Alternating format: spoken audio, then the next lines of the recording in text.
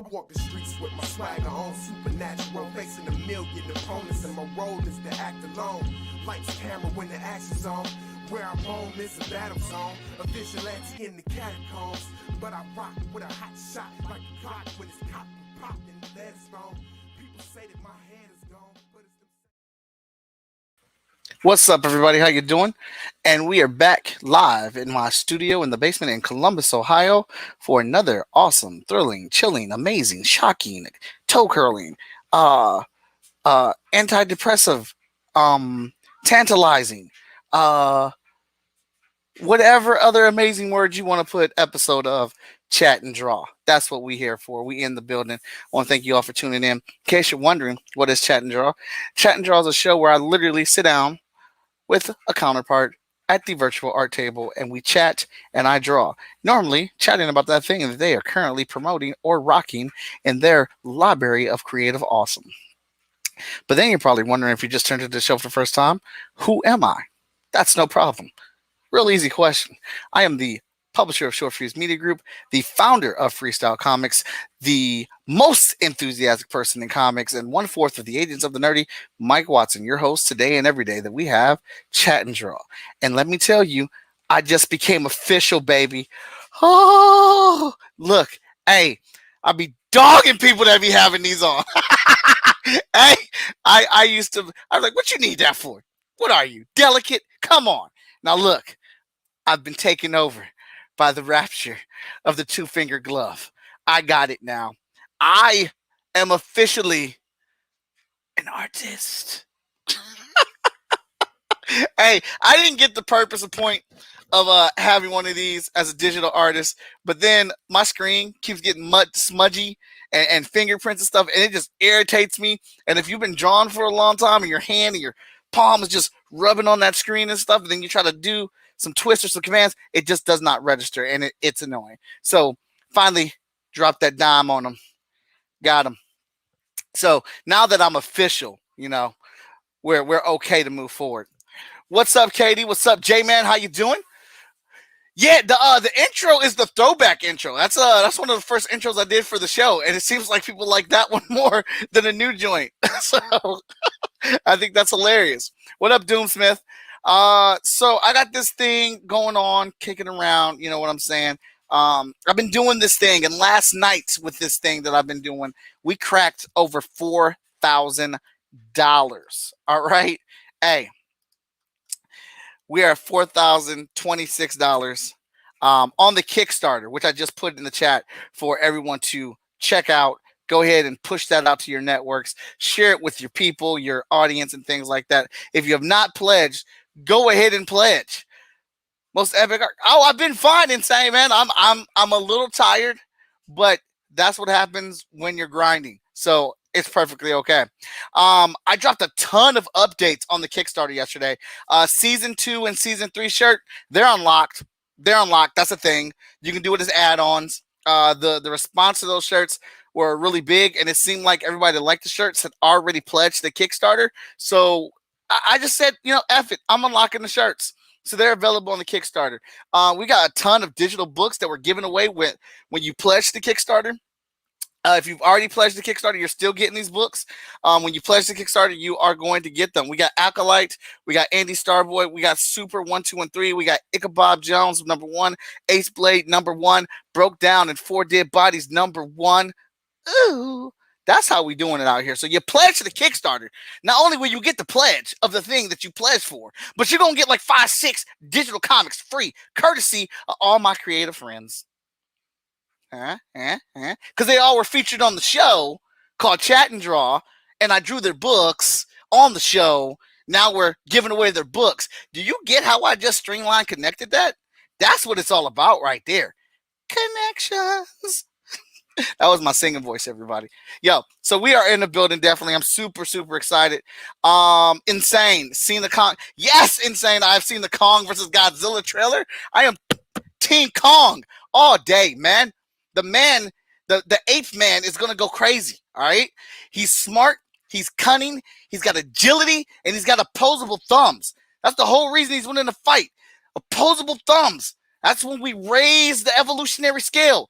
Godzilla can just breathe some fire and just walk. Trash. He's done, son. That's all I'm saying. Well, yeah, it does seem like Kong's winning. I know.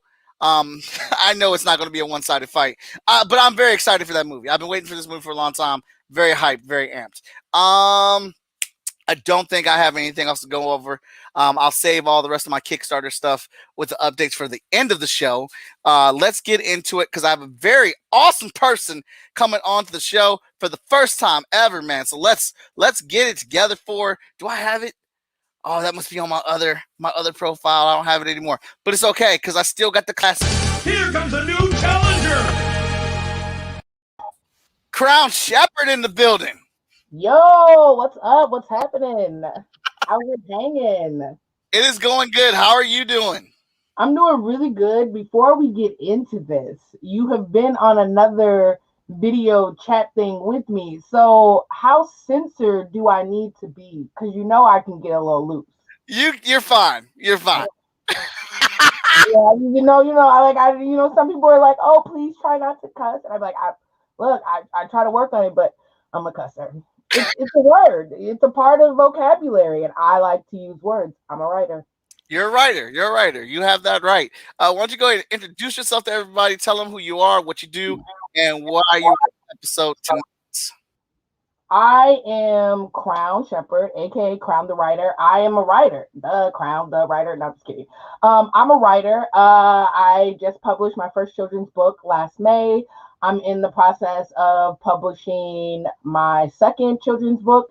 It's a series, and I'm also in the process of publishing my first comic book, which is also a series. And I'm on the show today to talk about those dope projects, those three, because there's more, but those are the top three right now. Awesome. It's so good to have you. And as you quoted, yeah, I was on a podcast with her earlier. Well, actually, like maybe a month or two ago. And I just thought she was pretty damn fantastic. She had this dying with the laughter and stuff, and just like a very vibrant personality while we were on the cast. And I was interested in her work. I've heard her name before. I've seen some of her stuff out there, so I know she's a titan out here in the game right now. So what project are we actually working on tonight? I don't know. You said you were up for the challenge of drawing my main character for my comic, Crown, which has only, for me, been drawn once right there, Taji, by that drawing was by Julie Anderson. I know if you know her. That was by her, and she's the only one that has been able to get it to where I kind of like it. I mean, that's the best one thus far. So I think that's what we should, let's see what you can do. Can you make her? My biggest problem, like, I've had her made 5 times by 5 different artists, and the biggest problem is that they can't make her look feminine. Mm-hmm. I don't know what it is, but it's just like they and these are male artists. They always get her very masculine in the face, or like hard looking, like she's mean or scowling, and I'm just like, I don't want her to scowl. Like, I want her to be feminine. Mm-hmm. Well, this is a very interesting challenge because this is technically our 109th episode, and I've got people that have been riding with me since the beginning, and they know a personal thing that I have been working on with doing the show is working on my female characters, because it forces me to draw them more. And you know, different variety and things like that. So very much looking forward to this and accepting or stepping up to the challenge. But tell us about the character.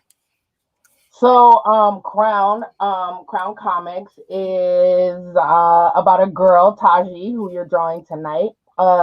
Taji means hair in Swahili, or so Google tells me. You know, so and the comic book is about a female superhero whose superpower is her hair. And I know a lot of people, when I say that to people, they're like, oh, like Medusa. And I always say Medusa wishes she was Taji. Damn.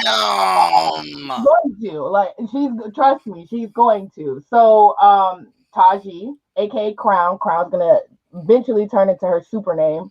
Okay. but her superpower is her hair.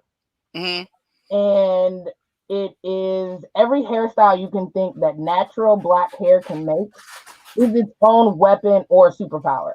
All So right. her power is limitless. And I don't know, I think it's dope. Like if you think of like so in like the first 3 issues, she goes bald. And I'm giving you guys some like some sneak peeks, Are you okay? giving us the tea? I'm giving you some tea because, like, now I don't really talk about Crown because I haven't been able to really lock down an artist for her, so I don't really talk about her. But when I say that any hairstyle you can think of is its own power, I mean, like in issue 3, she goes bald. Bald means she goes invisible. Oh, Issue 4, she has a slick back ponytail, and that breaks away and turns into oil. Um, so I mean, like 2 puffballs on the top of her head are 2 iron fists coming out. Boom, boom. So like, hey, hold up. You see my face? You see yes, my face? I, I've never heard of flipping the hair like that. I like it.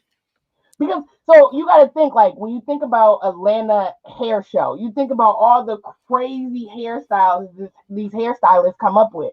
Like that's the whole point. And that's where I really got the inspiration from because in the black culture and in the black community, we don't praise our hair as much as we should. We look at it as a nuisance. We look at it as difficult because it isn't straight and easily managed. And it is easily managed if you know what to do, but we in society are taught that it's not easily managed. So I was watching an Atlanta hair show one day on YouTube, just got captivated by it. I don't even know how I ended up on the clip, but I did. And that night, like Taji literally woke me up out of my sleep. Mm-hmm. Like, and like I saw her just in like full glory. I saw her in her super suit and just like her hair doing its thing. And the best thing about her hair is in the beginning, it's instinctual, so it does it itself. Uh-huh. Like it responds to her emotion. So like if she's scared, her hair kicks in and responds for her. So pretty much her hair is its own character. It has a mind of its own. Like she Right. eventually learns to control it because it is a power and it is a part of her, but in the beginning it's very instinctual and it just has a mind of its own. So it's pretty dope how it all unfolds. Dude, look. I'm liking it already. You completely taken that Medusa thing and just flipped it on his head. Like that's really awesome. The hair breaking off and turning into oil though. That's where you got me at right there. Like who thinks of that? Like how do you chain that together? Like but then like that makes sense with whatever product you're putting in your hair to make it super jet black or super straight. That it would be oily, it would be greasy. Man, girl, let me snap you up real quick. Yeah, because if you think of a slick back ponytail, you think like girls put all that gel in so that the base of their head is very slick and tight, and then it's out. I mean, I don't know. It's just like you. I don't know. I came up with it. I don't even know how, but yeah, that slick back ponytail. That was like a difficult scene, and I'm like, how am I going to make this? Like, how am I going to do this? And I was just like, oh, make her hair turn into that, and but you just got to think about like black hair in general, like everything that it can do, like all the possibilities. Right. I mean, like I said, that's dope. I dig it because I was wondering. I was like, when you told me, I actually don't like to ask a whole bunch of questions about the characters before you get on the show. I think that's part of the challenge of figuring out and working it out with your conversation and me trying to draw at the same time. But I was like in my head, so I'm like, all right, so like Medusa, she got the hair power, but like. But then, like maybe maybe she does do different things with her hair or whatnot. Maybe the hair has different abilities. But then, like I didn't think like that.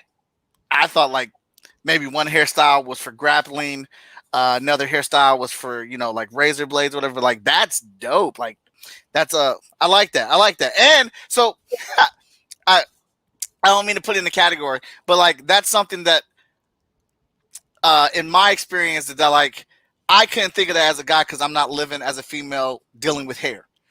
And that was a situation on one of my books where we had a female drawing it and she asked to redesign the character's hair. And it was all designed by me and the previous artist. I'm like, what's wrong with the hair? I was looking up all the hair online. I was in Google. I was looking up all women of color, Asian women. I was looking up bobs. I was looking up curls. You know, I really was getting grounded. And she was like, there's just little things. Just can I have some room to breathe on it? And I was like, go ahead. And then she came back with the designs a week later, man. And you were in love. I was in love. Absolutely. I was like, this is great. And like, it's not a bad thing, but like, if it's not in you to live that life, that type of life every single day, then you're not going to know about these little nuances or these little things that someone else gets up and lives and breathes every single day, every single moment of their life. And that's just part of them. That's their casual thing, their subconscious.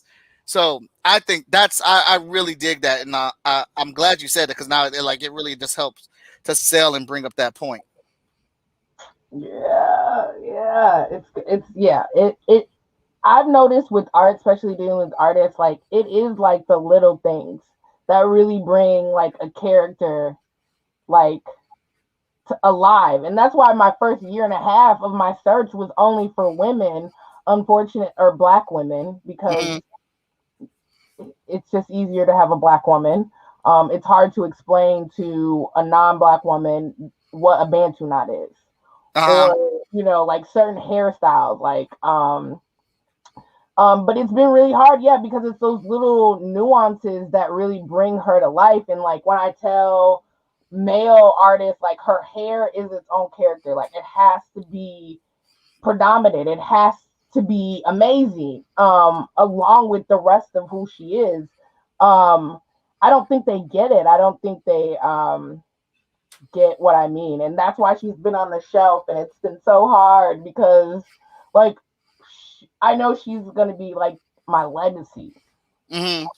Like, out of everything I've created, like she is that one thing that like I honestly feel like could change the world. Because like my biggest reason for doing it was because of the stigma around black women in their hair, like, and the fact that, majority of black women wear weaves, wear hair that isn't their own. So like I really just wanted to highlight just how versatile and how amazing black hair is. Because that's been my whole life. My mom was a beautician my whole life. So I grew up in a hair salon. I've seen like how beautiful black hair can be, like if you know what you're doing, if you take the time with it.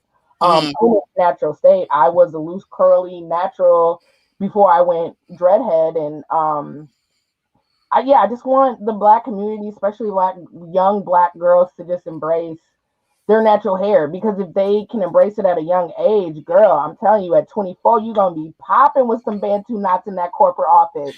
Ain't nobody gonna tell you nothing. I'm very much so like that with my daughters. They all have long hair, and I'm like, look, when y'all get out, y'all get on your own. Y'all can do what y'all want to do with y'all hair, but I'm telling you right now, you're gonna want to keep all this hair.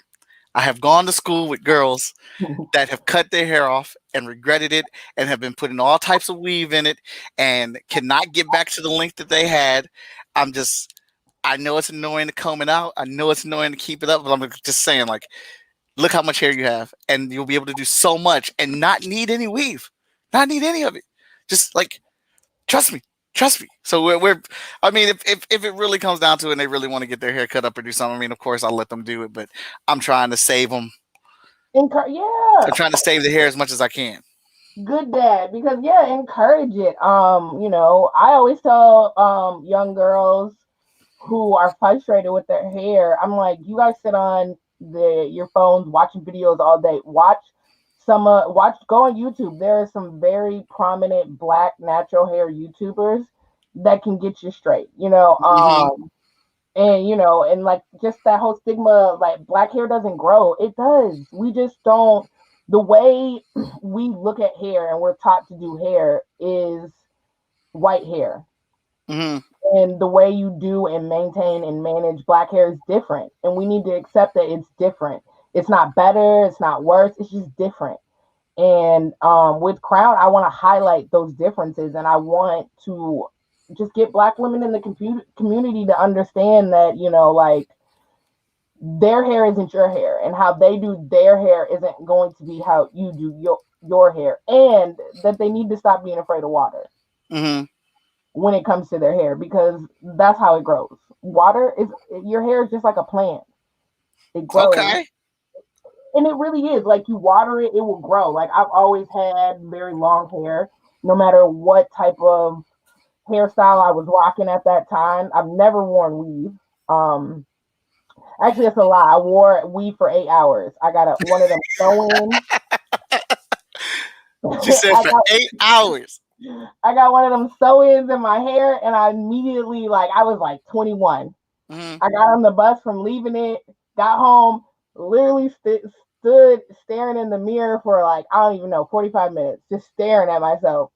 And I didn't recognize myself. It was all like, because the hair was silky and it was shiny, but it wasn't like the type of shiny that I'm used to, like not the type of silky that my texture hair usually gets.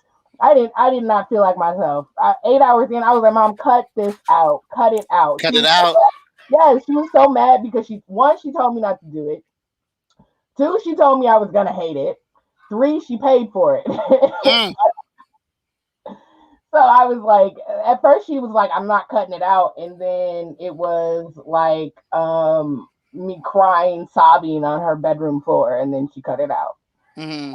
I was like, I just don't feel like me. So I've worn a weave once. I don't think I'll ever wear it. I don't knock women who wear wigs or weaves. They can be great protective styles for your hair.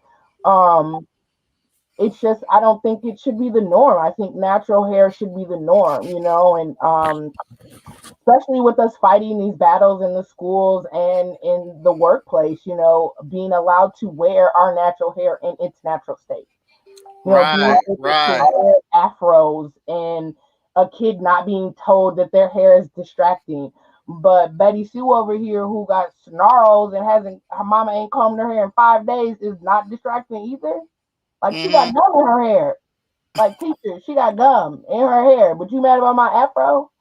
Not gum. Yeah. So yeah, I absolutely agree with that. Like I said, I don't knock weave or anything either. Everyone's entitled to feel happy and do what makes them feel good about themselves and do what they want with their hair.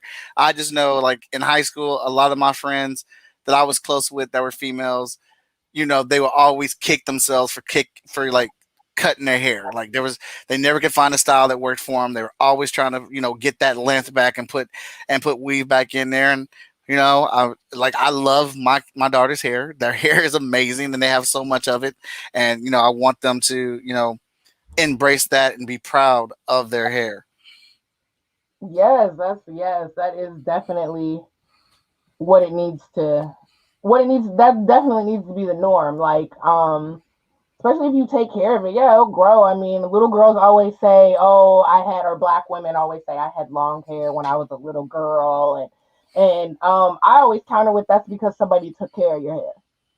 Somebody knew that it wasn't white hair, it was black hair, and they took care of it accordingly. That's why you walked around with the big twist with the barrettes in it. You can still walk around with twists in your hair. You just don't got to add the barrettes. I did it, and I looked great. You know what I mean? I've been 26 years old rocking puffs. Like, I'll be rocking little puff pigtails with my dreads. I mean, I'm not like you. If you know what you're doing and you take the time, black hair is amazing. Black hair is beautiful. I get more white women who tell me that they wish they had black hair because of our texture, because we're able to do so much with it, versus them it's more limp and straight. I have a lot of white friends who tell me, "Oh, I'll curl my hair and within an hour it's flat again." You know what I mean? But for me, like, I could go straight one day and halfway through the day end up curly, and then and by the end of the night I could have a whole nice braided fit. Like, that's just like black hair. Like, it's so versatile, and we don't acknowledge that. Mm-hmm. We acknowledge that it's nappy. It is nappy. Guess what? All hair gets nappy. White people call it snarls. We call it naps. They get it. You know what I mean? That's all. That's the only adjective to describe it is nappy. unmanageable, difficult, but we don't talk about its versatility. We Mhm. don't talk about the different hair types and the different textures and just what black hair is able to do. Like I saw in the Black Atlanta show, one girl had they done put a whole bird nest in her hair. I don't know how it happened. It was all her natural hair, they claimed. And I was like, oh, she got a Wow. whole nest in there. A bird could land in there right now. It was all her own natural hair. And then even the artist, I'm blanking on her name, but I know she became really big on Instagram by turning her dreads into art, like forming her dreads. I don't know if you've seen that. I think I have seen that. Forming her dreads into different objects, and that being art. Like, I mean, that right there is like freaking crazy that she's able to like turn her hair into a bus. I think that was the last one I saw. She turned it into a whole school bus. I'm about to look that up. That's crazy. Like, yeah, she does. Like, I've seen her turn it into a hanger. I think that's when she first started. She just turns it into different objects. That's art. Like, I don't know of any other race who can manipulate their hair like that. Mm-hmm. I'm not saying that there isn't. I'm just saying I don't know of any. Right. And I'm over here failing right now. I'm getting so caught up in this conversation and it's drawn. I'm missing the comments. Tessa's in the building. What's up, Tessa? What's up, Dakota? Arms Deep Gaming. Thank you so much, man. I hope you subscribe and become a follower. We do this all the time, and I've been doing since the 100th episode. I've done it practically every day for the last 2 weeks. Tessa says she has trouble drawing male characters and making them manly. Medusa doesn't use her hair though; she uses her eyes, so your character is more unique. Sounds cool. That sounds like hella groundbreaking. I'd like to see those as Netflix shows and give power to different hairstyles. Wow. She'd like to read the book. I bet it's annoying. Let's see. I bet it's annoying to have it compared to Medusa, to be honest. Probably is.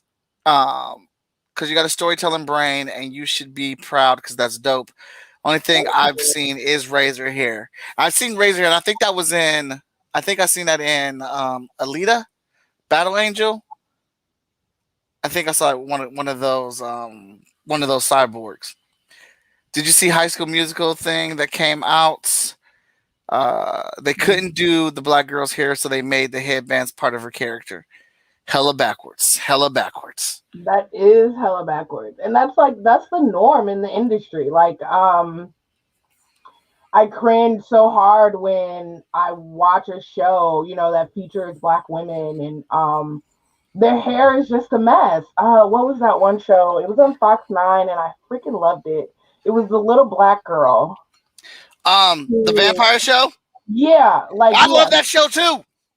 I'm so mad it didn't stick. It was so good. It was like one of the dopest vampire ideas that like it came out in a long time. It was super dope. And I hate Fox. They're always canceling some good stuff. Before they give it a chance, like, oh my God, it was a suspenseful show. Like, I was always on the edge of my seat, like not knowing what was gonna happen. But the little girl, I remember there being this big uproar on Twitter about it too. You could tell that they did a lot of episodes in one day, because her hair never changed. Mm-hmm. It only got worse, like in the same hairstyle. Like if you got two pigtails in your baby hair for a couple days, it started to come out at the edges because she didn't be moving around. So that's what it looked like, and it's just like. I don't know the industry or anything like that. So I try not to say, oh, the mother or, somebody should have spoke up, but I do feel like somebody should definitely start advocating more so, for these types of things, because that was just it's part of her costume. It's part of the character, and you can't have your main character out here looking wild and all the other characters, look good. And it's just ridiculous. See, I don't think it's something that's understood or known because I didn't realize it. Like I would notice little things, but it really didn't pop up and come to my attention until I watched Insecure.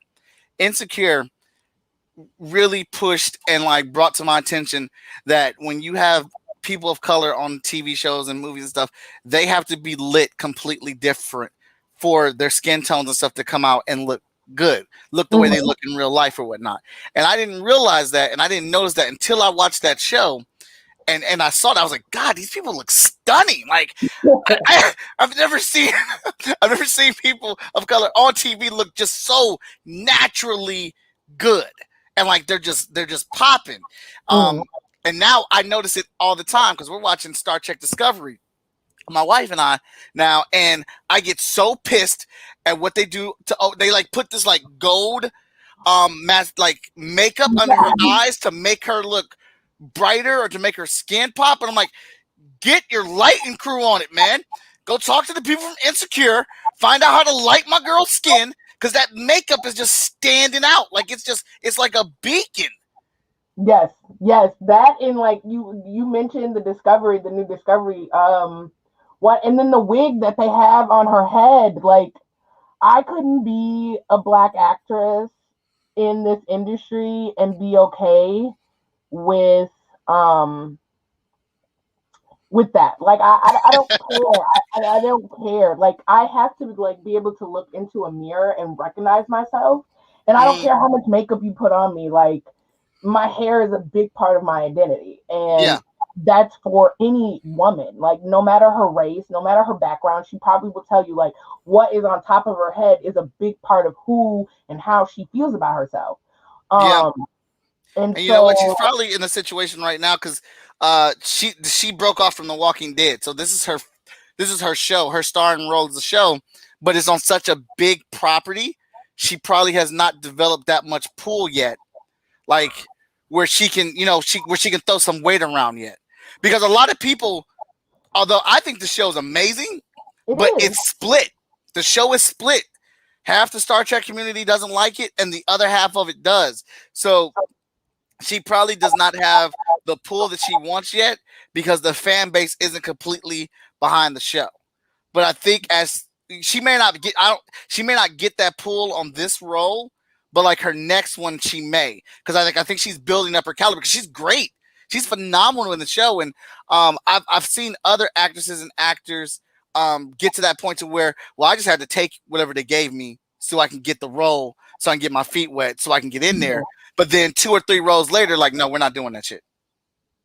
Like, that's not happening. Yeah, I mean, I get that, but I'm such a stubborn, bullheaded type person that it's just like I can't. I'm not going. You can find somebody else. I'm replaceable. That's okay. Like, I've done. You said you're replaceable. Yeah, that's okay. Like, it wasn't meant for me. Like, and I don't know if it's just the advocate in me that is just who I just feel like everything I do has to advocate for the Black community because that's who I do it for. Every book I write, everything that I write, it's from my perspective. It's from a Black writer, so it is for my Black community. Do I want it to be worldwide? Of course. I'm a creator. Who doesn't want to be worldwide? You know what I mean? Like, of course I want it to, but at the end of the day, if I don't become that, as long as I can reach my community and touch and change somebody in my community, that's all that really matters to me. And so, like, I don't know. For me, that's me saying, like, I get what you're saying about, like, yeah, they're just trying to get their feet wet, but when is enough? How much, like, it's not like we new to this. It's not You're like right. we new to this industry. It's not like, we don't know what's going on. And like someone said, it's 2021 and the industry is still backwards. Like, it doesn't need to be. That's Tessa saying that. Yeah, I totally agree with what Tessa's been saying in the comments because it is definitely like it's 2021. What the heck? We've proven that representation matters. We've proven that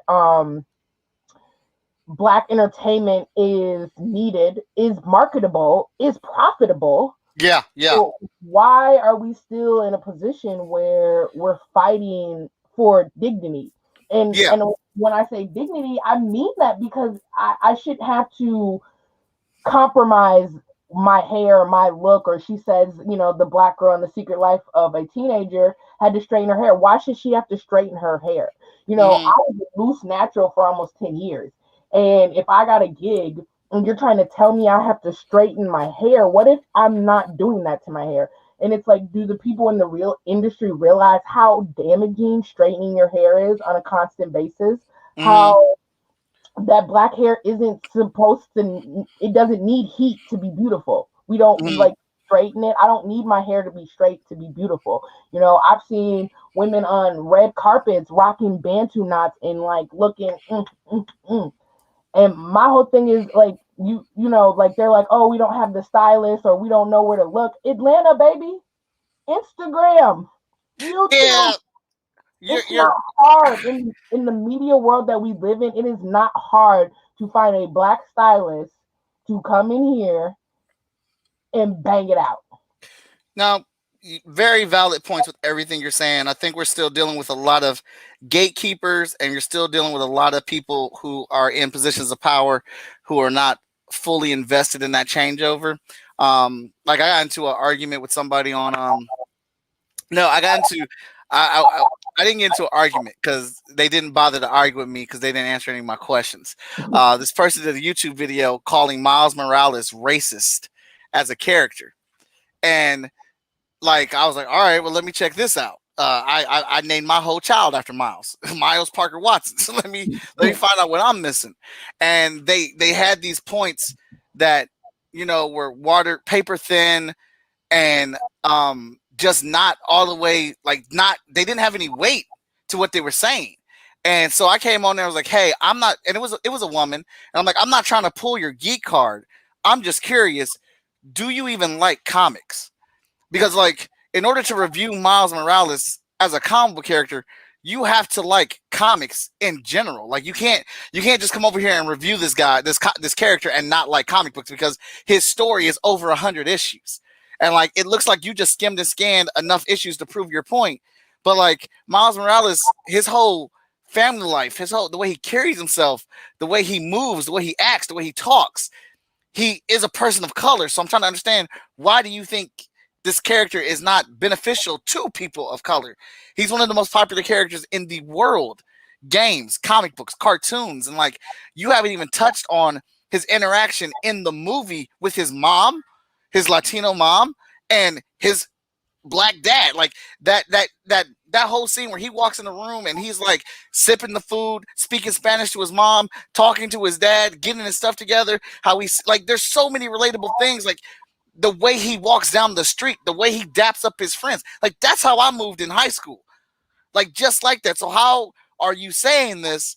Like you're not, and the thing was, all you said was negative stuff. You didn't even say anything positive about the character. So I just want to know, like, what point are you trying to prove here? Did you read more than one arc? Because the things you're asking for, I can tell you as a fan, it's in the book, but not if you just read the first 2 issues. You know what I'm saying? I feel what you're saying 100%. And I was always baffled by how they, like, people would say certain things about different black characters. Oh, they're not black enough, or they're not this enough, or they don't represent the black community. And I was always baffled by that. And I finally came to the realization it's because society, the world, America has painted us and only views us in a certain light. So when you have, like, what was it, like within the last year, people were surprised that black people like anime. Oh, but like somebody was like, because I think it was Michael B. Jordan came out, had like an anime shirt on, and like everybody freaked out, like, oh, black people like anime. And it was like, why is it so hard for you guys to believe that, black people do this or black people do that? Or somebody told me, oh, black people don't ski or black people don't play hockey. And it's like, why must society and our own community lock us into these boundaries and these boxes?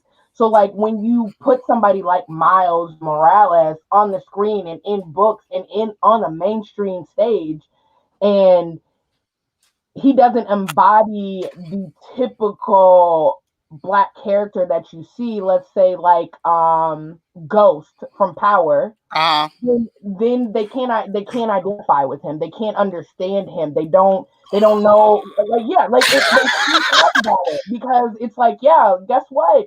There are, black people that are like this. There are black people who like this. We're not boxed in. We're individuals. Yes. We define what we like and what we're interested in and what we love and things like that. Like people are surprised when they hear that I love to read books.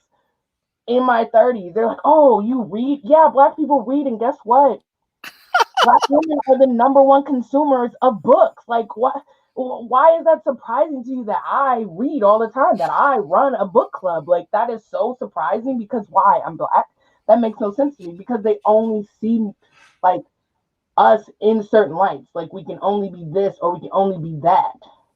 And Dude, that's crazy because that's exactly how I feel like when my main character, my flagship character is Hotshot, and like we don't all, like I'm not sitting here addressing everything in black culture or representing with fist in my ear or whatever in the air. I'm just my character is a person of color living in Columbus, Ohio, and these are his experiences at that moment. It doesn't just like it's not taken away from his blackness just because we're not speaking on every single cultural thing that's happening. We do have plans to do a Black Lives Matter issue with issue 15 of our book or whatnot, because that is a very important thing, and I want to show how this character would interact with that or whatnot. But like everything you're saying is like a super, super, super valid point. Like there isn't just one type of Black person, and like you need to work past it. Like that's why I got so pissed that Halle Berry won an Oscar for the role that she won an Oscar for. That Denzel Washington won an Oscar for what he won an Oscar for. Like it bothered me so much. Like why couldn't Denzel Washington win that Oscar for the movie where he was a father trying to save his kid's life in the hospital? Like that movie, that movie is powerful as hell. Halle Berry is an amazing actress, but did she have to win an Oscar for just make me feel good? Like are you serious right now? That's what she gets the Oscar for?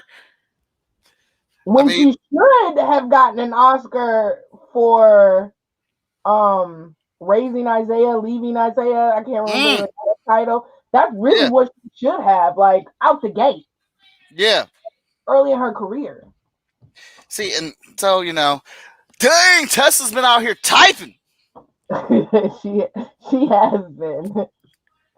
She said it's because men in power hire people they know, and only the people they knew are white people that are family friends, and they don't know how to work hair, but keep their jobs. When they're people coming from schools, yes, please, from schools who do amazing work.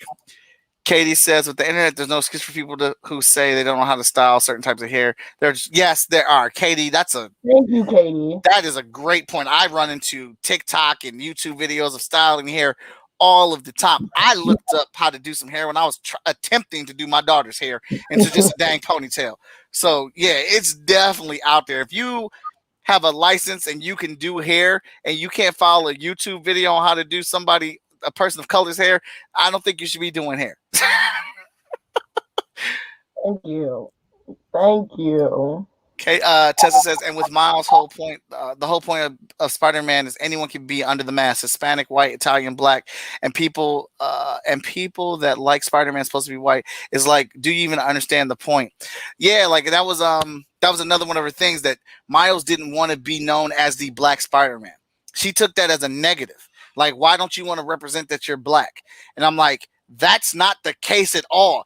He doesn't want to be known as the Black Spider-Man, the second-hand Spider-Man.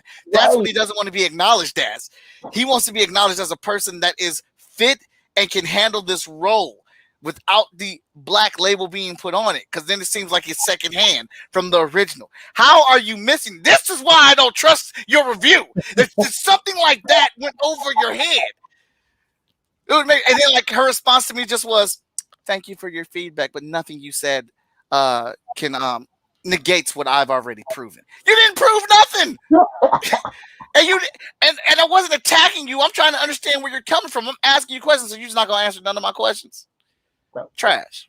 You can't be out here advocating, saying you're finding these characters that are not safe for your kids and then not speak on it when you're questioned. I mean, was she Black or was she white? Do you know? Oh no, she was Black. She was Black? Oh. Yeah.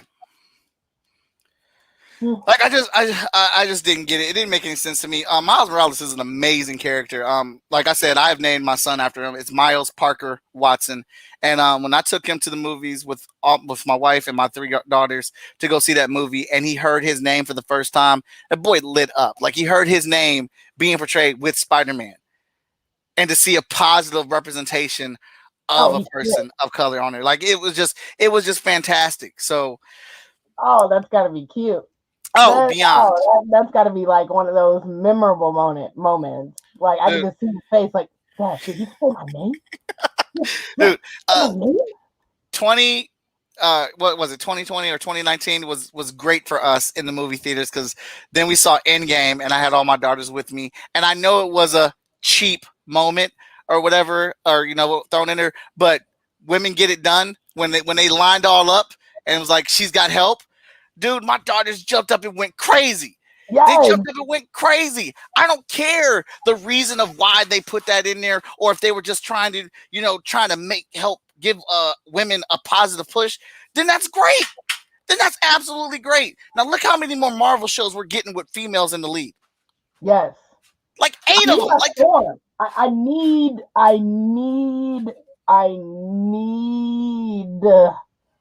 my Storm. Yeah. Movie. And I think they're going to take their time with that. Like they know, like Kevin Feige knows he has to get the right person to play Storm. He knows it's got to be the right story for the X-Men. All I know is that I'm big on colorism, and I'm not negating any type of color in the Black community, but I personally want her to be a dark-skinned woman. I feel like that's how she was like displayed or portrayed in the comics. I loved Halle Berry in X-Men. I just didn't like that it was Halle Berry, and it was light, and she was light, there was so many great dark-skinned actresses at the time that could have played her in the newer X-Men movies. The same deal. Like they're trying to make her Carmel when I feel like she's a dark-skinned woman. Like I'm more of a butterscotch caramel. I feel like Storm is darker than me. And I feel like all Storm was like portrayed in the movies like my complexion or lighter. Yeah, I absolutely agree. I think because Storm is a dark-skinned woman from Africa, and we don't get enough of that put in the forefront for females of color.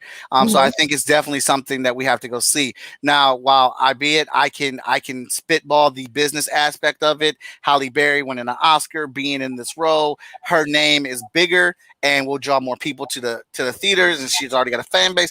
I get that, but at the same time, X-Men had its own fan base. I feel like they didn't need that propaganda for the movie because it's X-Men. You already had your fan base behind it. You know what I mean? I didn't go see the movie because of Halle Berry. I went to go see the movie because I love X-Men. Right. Halle Berry had nothing to do with it. And I think that's where they forget that like Black people like everything that you like too. Like we like comics, we like anime, and I think they put Halle Berry in to get that Black audience when it was like you already had it. Like we were here. Like we've been here. Like what you mean? Like we've been here since the 80s, 70s, since y'all started. Y'all just don't realize that you sell to us also. Yes, Paige, we are doing questions, although I am failing today. Miss Crown has intoxicated me with this conversation, and we have just gone all the way in. Which is perfectly fine. But yes, we are doing questions. I'm trying my best to balance it while also being focused on this drawing. I gotta win her over. Yes, you have to win me over because it's important. It's important. Do you have a question, Paige? We are taking questions. Yeah, we absolutely are. I think he said what's up earlier and we missed it, so he didn't know if we were taking questions because we kind of just went on a tangent, me and you. We've gone on a few. Like we about every 7 minutes we're on a new topic. Yeah. That all ties into one bigger topic. uh, but yeah, we're there. Well, we were talking about Halle Berry and Storm. Yeah. Like, yeah, it's just, I mean, the same could be said for like everything we've been talking about. If we're talking about comics, like the Umbrella Academy when that came out, I don't know. I wasn't too satisfied with our only black character. You know, I wasn't either. I was a little bit upset with season 2 for her because I I couldn't feel even like, finish it. huh? I didn't even finish season 2. It wasn't. I couldn't get into it, and a big part of it was because we were back in the 70s in the South doing this civil rights crap, and it's just like I just want a good story Mm-hmm. that has a black character that doesn't feature all this trauma. It's just like, can I just get something like with your comics? It's just about a guy living his life in Ohio. Like, it doesn't have to be about this trauma related to his race or this lifestyle that we've had to live. Like, I was truly disappointed.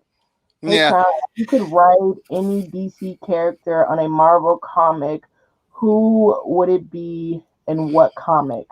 Who? That's a any DC on a Marvel. Oh, go ahead. Yeah. Okay, so my favorite, and this is gonna be like I'm probably gonna get hell for this one, but my favorite DC character is Superman. Mm-hmm. Always will be, always has been. Some people be like, Superman, yeah, you like Batman. I don't even want to hear it. That's a rich Inspector Gadget. I'm not trying to hear it. It's Superman. So I would definitely write Superman, but into what comic? Ooh, Iron Man. I would write him into an Iron Man comic just because Tony Stark is my dude when it comes to comedy. I just feel like he would have a field day with Superman, like and how Superman is. And then he would also have to prove that, he's got the bigger cojones. So that would be interesting to see Iron Man lose to Superman because we all know it's gonna happen. But it would be interesting to see everything, all the tricks that he tries to beat him. That would be very interesting. Vice versa. Let's see. What Marvel character? So my favorite Marvel character. That's a hard one, guys. That's a really hard one. I can tell you my least favorite character, Captain America. Oh. I cannot stand him. And my nephews love Captain America. Like, love him. I mean, Black Panther is God, is king, always will be. I mean, like, they have 5 different Black Panthers of everything because they all have to have their own. But they love Captain America. And I can't stand Captain America. Can you not stand the comic book Captain America or the movie Captain America? Just all caps. All caps. All caps. I just don't. It's just, his holier than thou. That's why I love Iron Man and his banter. Because Iron Man be giving it to him. Like, I just feel like this superiority, like he just think he better than everybody, but then pretend like he's not better than everybody. But in the back of his head, he's like, I'm better than y'all. So that's what I think. He said the most diverse character from DC is Green Lantern. I think Tessa had a question prior to that. For me, when did she get her powers, and what's your favorite book? When did she get her powers? So Crown. I'm guessing you're talking about Taji. When did Taji get her powers? Mm-hmm. So and this is a homage to all my little Black girls out there. I stand with you in solidarity. Mm-hmm. But she gets her powers from going to the salon and being forced to get her hair relaxed. Now, every Black girl can tell you that when she got her hair relaxed, all that pretty long hair that she claimed she had when she was a child, that's when it fell out. Every Black girl has the story of being forced to get their hair straightened at the salon and it burning and then it falling out, eventually all falling out. So with Crown, she goes to the salon. She's a natural. She's a loose natural. She likes her hair free and wild.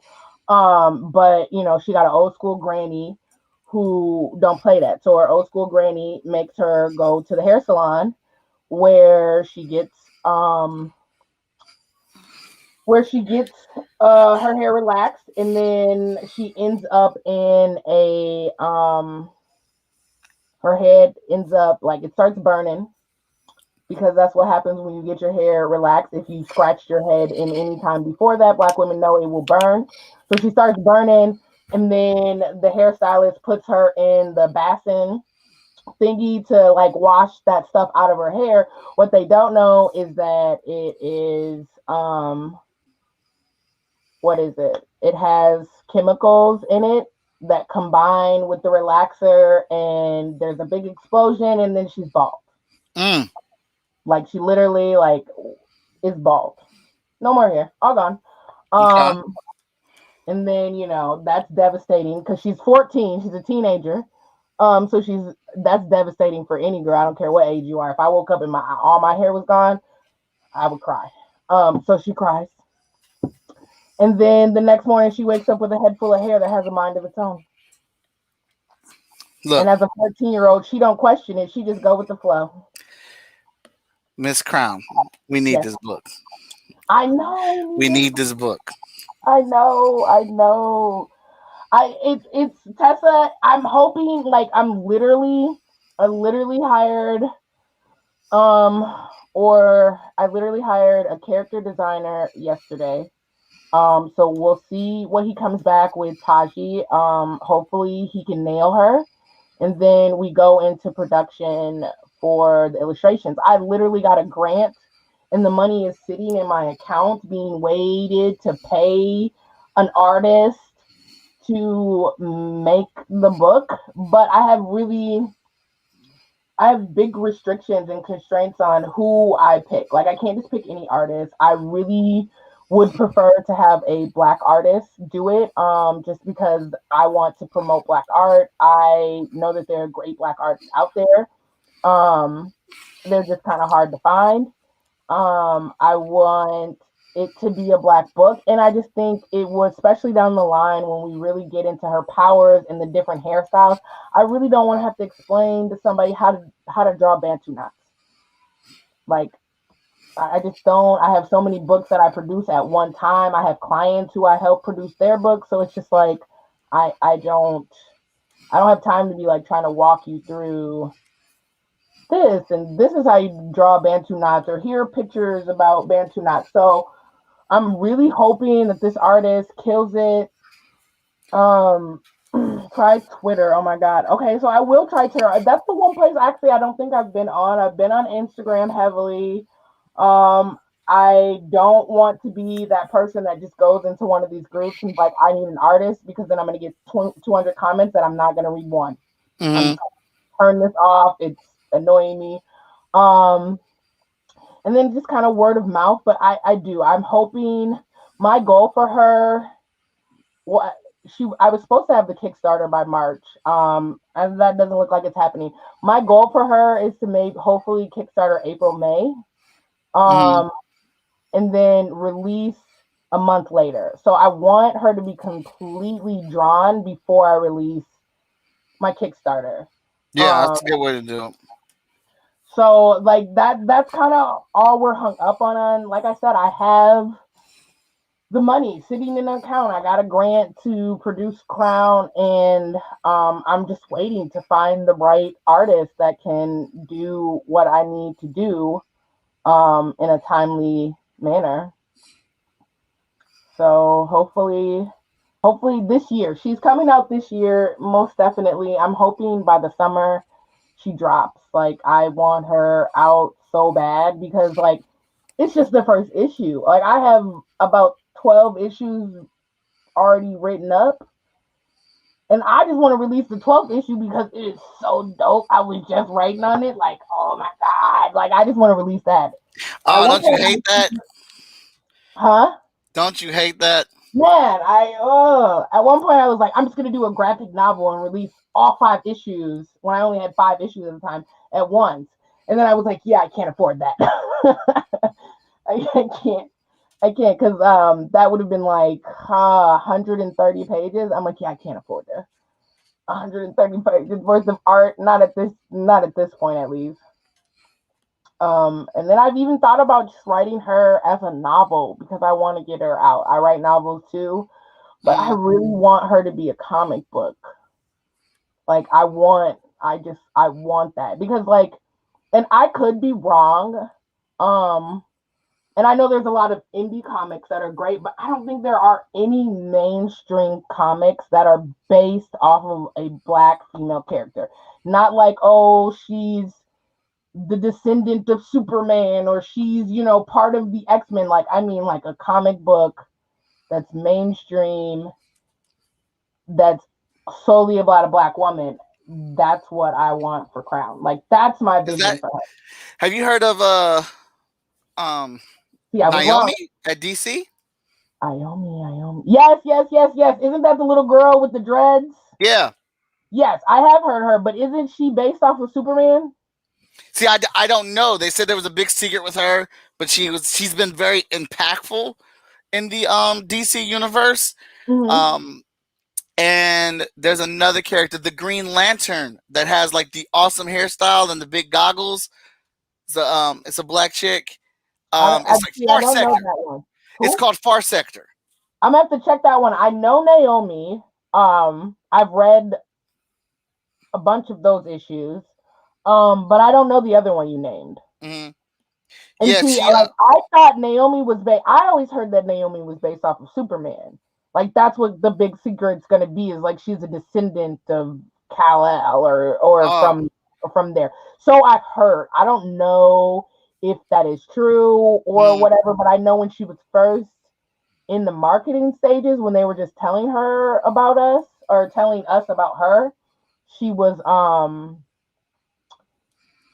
I just lost my train of thought. She was supposed to be connected to Superman. Now I haven't read up on her comic recently. I'm surprised they haven't revealed what that is. How many issues are they on now? Do you know?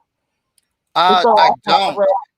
The last issue I read was issue 6 or 7. Mm-hmm. So I'm surprised they haven't released that because I just remember reading an interview from the writer. Mm-hmm. He said a bunch of these things. And Tessa, thank you. I'm writing all of this down right now in my notes. Everything you're putting in here to definitely check out.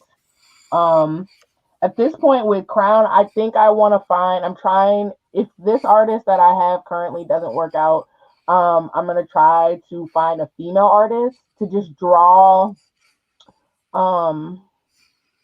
my characters, and then get I have like 2 male comic book artists that I want to use. It's just that they can't draw my main characters. They can copy what's been drawn about my main characters, but they can't draw my main characters. Mm-hmm. So we're there.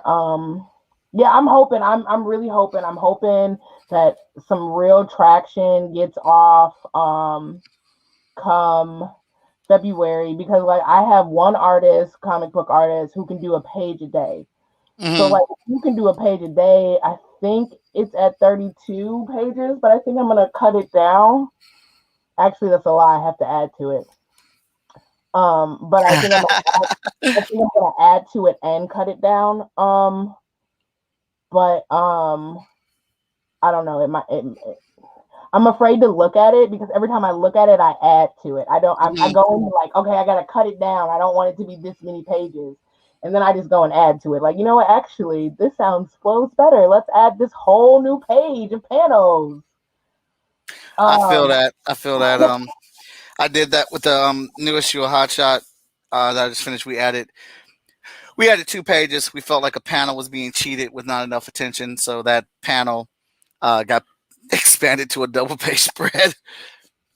And that's the thing about like comic books. Like you have like 7 panels to like try to provide all this information. And it's just like, I don't know how people write like 24-page comics, because I'm a novelist by like Mhm.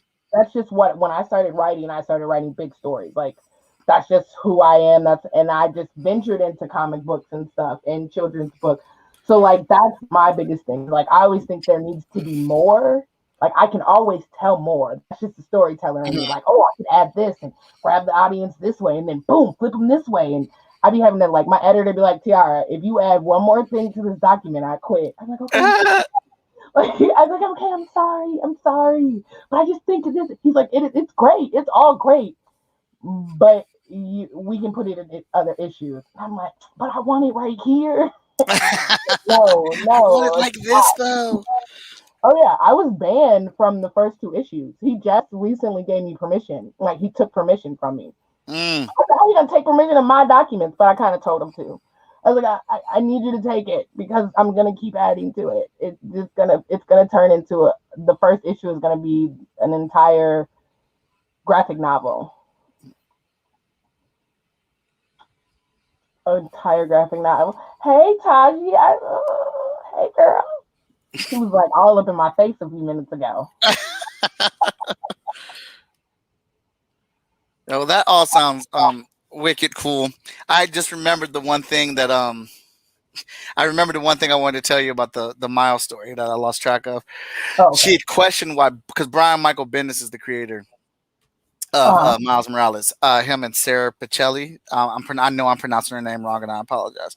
But she was like, "What gives this white man the right to create a character of color?" And I asked, like, "So are you really upset that this white man is using his position of power to help and give characters of color to people because he's in that position to do that and he is doing it? You're upset that he's doing that, besides the fact that he does have 2 children that he has adopted that are kids of color, and he wanted them to be able to see themselves in the work that he does. So do we still have a problem with this? I mean, and like, yeah, like Tessa said, as long as for me, it is as long as it's not a token character. I mean, he didn't do anything disrespectful in the writing. And I feel like reading it and seeing the movie, he took a lot of time to do research. Yeah. And to really examine what it is to be a black male at that, in this time at that age. And I think he gives a lot of respect to the character. I mean, because there are some, and I agree, like not every white writer has the right to write a black character because they don't take the time to learn and to research and to figure out how. I feel like that's what they did. I feel like they didn't write, oh, he's this, he's that, because that's what I see and that's what I think is normal. I feel like they took the time and like just his descriptions and stuff like I don't see. She's just some people just want to be mad just to be mad. Yeah. There's other things to be mad about, baby. Miles ain't one of them, and that's what I would have told her. Miles ain't one of them. There's a lot of things you can be mad about. You can be mad about the storm in the last 2 X-Men movies. Be mad about that, girl. Okay, like let's be mad about that. Be mad about the little girl's hair on Fox 9. Be mad about that. Them are some things that you can be mad about. Be mad about Raz's new movie on Netflix. Be mad about that. Okay? But to be mad about Miles, girl, you just looking for some attention. She wanted to argue, Mike, and you gave it to her. I did. I took offense and I bit into it. I mean, I get it. It's like she talking about your son. That's why I was Yeah. I really felt, I was like, what? Hold up. Like, and I've been following this character for a long time. So what am I missing? One thing I can say is I didn't know much about Miles. I knew there was a comic out about him, but I didn't know much about it. I'm not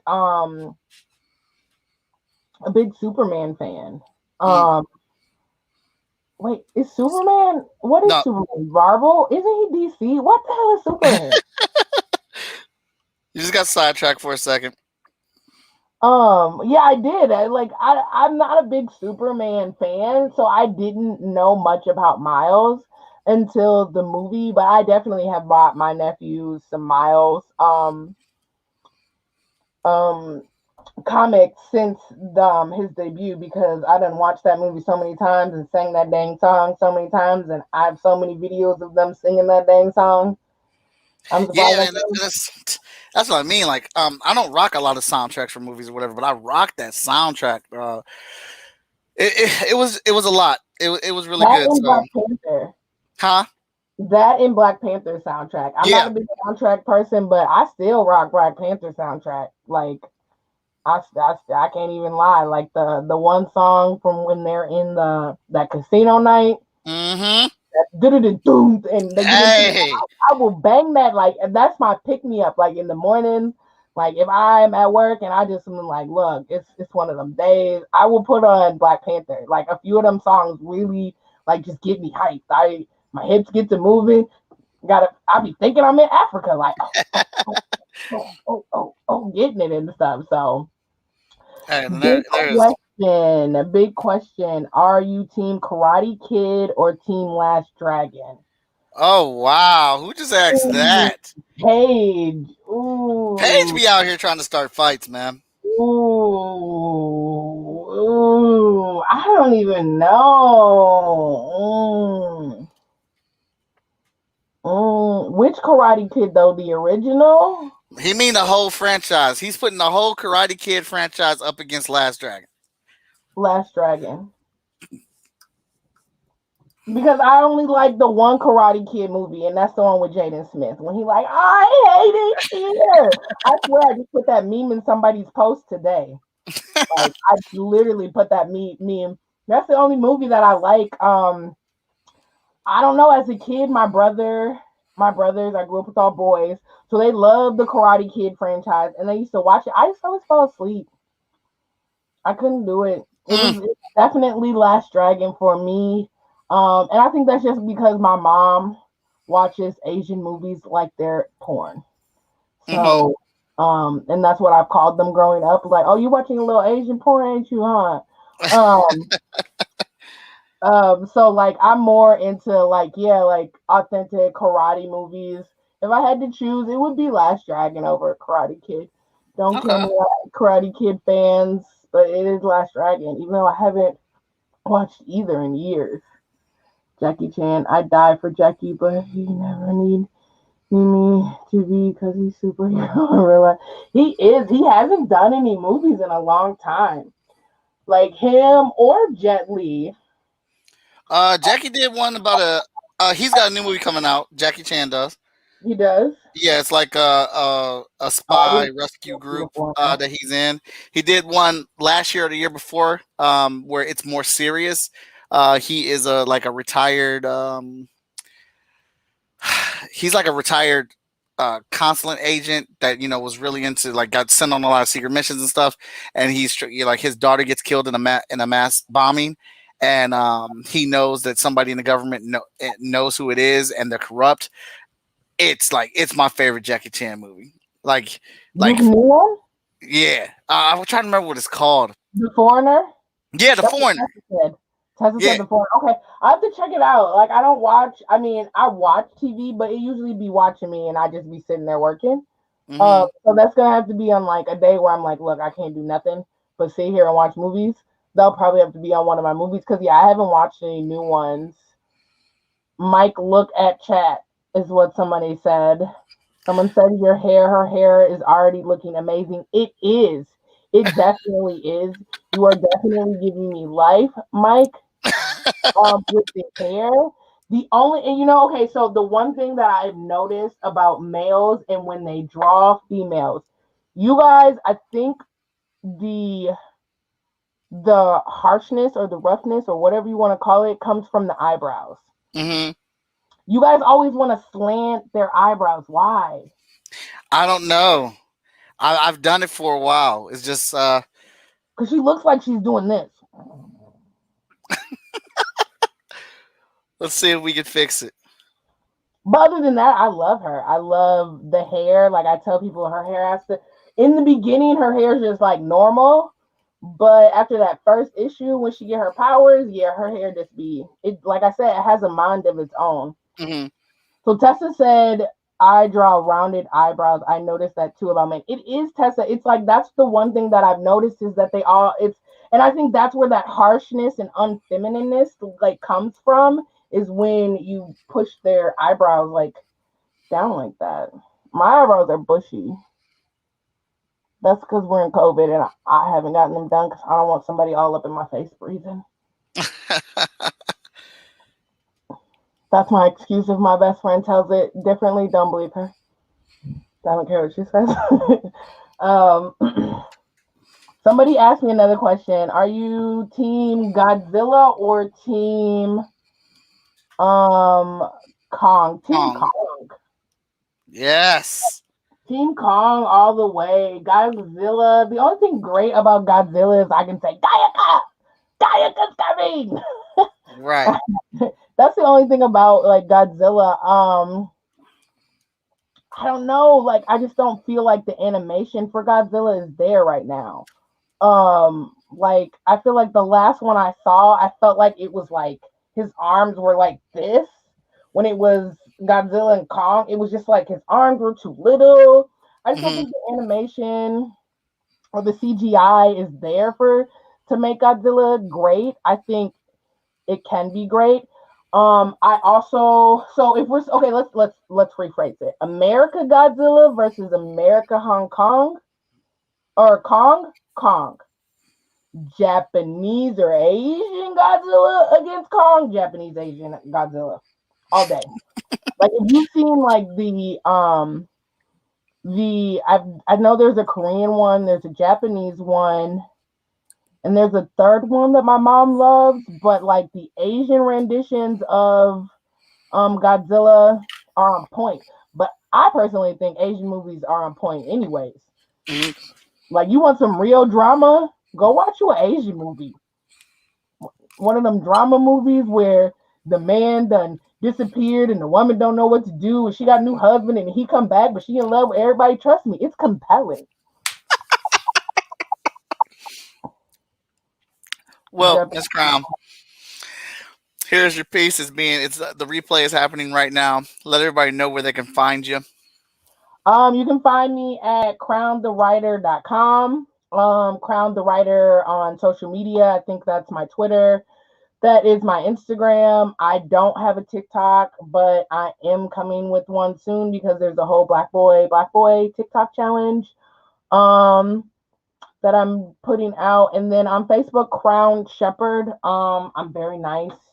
You can slide in my DMs and ask me things. Don't get crazy now. But you can. Yeah, those are the places that you can find me. Facebook is Crown Sheperd. Twitter and Instagram is Crown the Writer. My website is crownthewriter.com.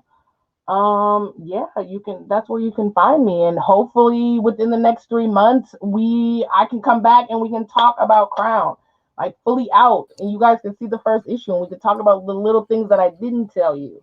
But I told y'all a lot, yo. I'm sitting here like, I hope my editor did not watch this. Because he gonna be mad. He was like, Terry, basically, he gonna. I'm like, but it's okay. It's okay. It's all about the art anyway. Right. Well, I hope you like it. This is a very fun character to draw. Thank you. I do love her. Hey, Taji, what you doing, girl? Unfurl those eyebrows for you. Yeah, but they're still going down. They gotta go like this. Oh, I see what you're saying. Yeah, so like just like you don't have to have that down thing. I think that's what like makes her face look like that. I think if you just did like a round, like just one quick rounded, I think she would look. Oh, baby, we do not look good without eyebrows.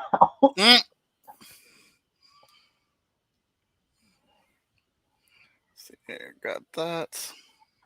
Cause see, even you taking that like the eyebrows away, she don't look harsh anymore. Oh, look at her. She's so cute. See, there it is. There it is. There it is. There it is. Now remember that when you're doing girl characters. I will. I think it's all about the eyebrows. Hmm. It's all, but you did an amazing. Her hair, like, look, make me want to go loose natural again. All right, everybody. Well, I want to thank Crown for coming on. I hope you guys enjoyed today's episode. Be sure to go check out. Oh, wait, because Tessa kill me if I don't use the command. I wasn't using the command today. Go ahead and go check out my Kickstarter. We are over $4,000 right now. And, you know, I got to think of it. If we hit 6,000 before the end of this Kickstarter, I'm going to do something crazy. I don't know what that is yet. But, you know, whether it is me going over Danny's house and making a full-fledged workout video, and we gonna montage it Rocky style. Yes. Can we vote?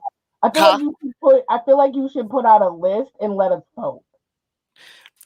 You know what? I think I am gonna do that. I'm gonna put out a list and we're gonna vote and see what people want me to do.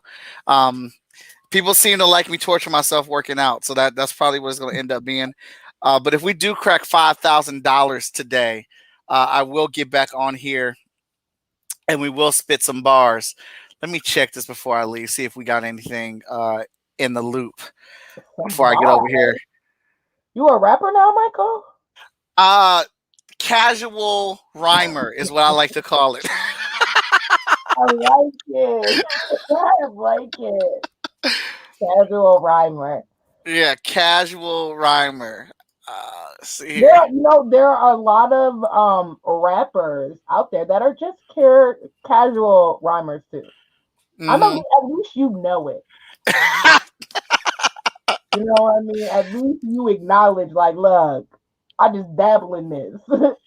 Hey, you have to be very much so self-aware. I'm gonna get this uploaded for you.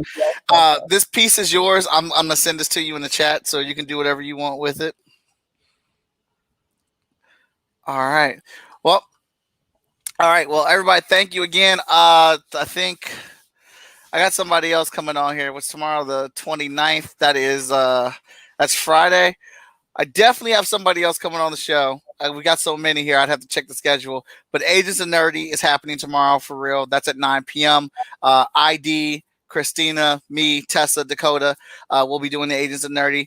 And then I got Michael Dose for the Sire coming on the show. We got Ted Sakura coming on with his new Kickstarter for Bloom. And then I got Big Ja coming in the building February 16th. So please get ready for that one. That's going to be a big one. And Dan Doherty for Floppy Cop as well coming on to the show. I want to thank everybody for tuning in. I hope you enjoyed it. Thank you, Crown, for coming by and let me play in your world. This was super fun. I love the character very much so. And I love where you're coming from with it. Thank you. We got to do this again in a couple of months when she's out. Oh, yes, for sure. I got you. All right, everybody. Good night.